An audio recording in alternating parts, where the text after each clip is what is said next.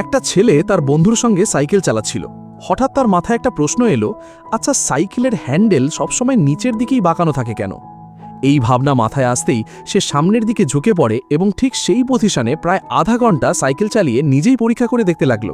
কিছুক্ষণ পর যখন সে পেছনে তাকালো, দেখল সে তার বন্ধুকে প্রায় 100 মিটার পেছনে ফেলে অনেকটা এগিয়ে গেছে। এরপর দুজনেই দ্রুত একটি পুরনো গুদামে চলে গেল। সেখানে পড়ে থাকা ভাঙাচোরা ও পরিত্যক্ত পার্টস জড়ো করতে লাগলো। সারা রাত পরিশ্রম করে তারা একটা নতুন সাইকেল বানিয়ে ফেলল, যার হ্যান্ডেল ছিল একেবারে উল্টো, অর্থাৎ ওপরের দিকে বাঁকানো। কিন্তু যখন সে তার এই নতুন ডিজাইন পরিবারের সামনে দেখালো, কেউই সেটা পছন্দ করল না। সবাই বলল প্রফেশনাল রেসিং বাইকের হ্যান্ডেল সবসময় নিচের দিকেই বাঁকানো থাকে। নিজের আইডিয়াকে প্রমাণ করার জন্য সে সিদ্ধান্ত নিল এবার সে তার সাইকেলটা প্রফেশনাল ট্র্যাকে পরীক্ষা করবে। ঠিক তখনই তার বন্ধু তাকে এক বিশাল সারপ্রাইজ দিল।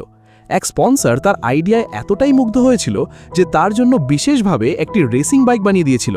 তবে সেই বাইকের ফ্রেমটা বেশ ভারী ছিল। বন্ধু বলল যদি সে ওয়ার্ল্ড রেকর্ড ভেঙে দিতে পারে তাহলে স্পন্সর তার পুরো খরচ বহন করবে। রেস শুরু হলো। শর্ত ছিল মাত্র 1 ঘন্টায় 50 কিলোমিটার সম্পূর্ণ করতে হবে। শুরুতে তার গতি ছিল বিদ্যুতের মতো, কিন্তু ভারী ফ্রেমের কারণে ধীরে ধীরে তার শক্তি কমে আসতে লাগলো।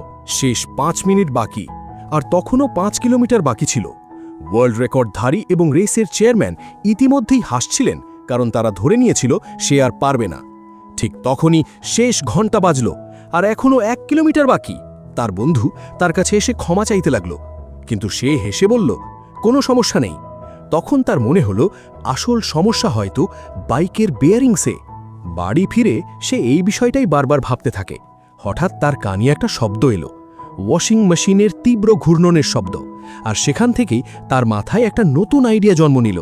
সে সঙ্গে সঙ্গে ওয়াশিং মেশিন খুলে তার বিয়ারিং খুলে নিল, আর সারা রাত তার বন্ধুর সঙ্গে মিলে নতুন একটা বাইক বানাতে শুরু করল।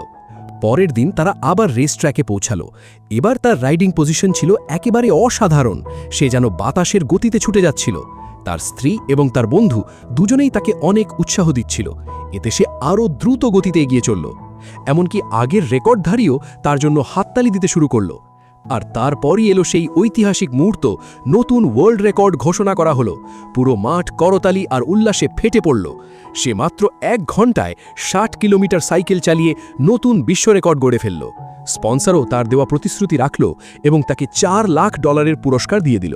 নেক্সট পার্ট বা এই রকম ভিডিও দেখতে চাইলে এখনই সাবস্ক্রাইব করতে ভুলো না।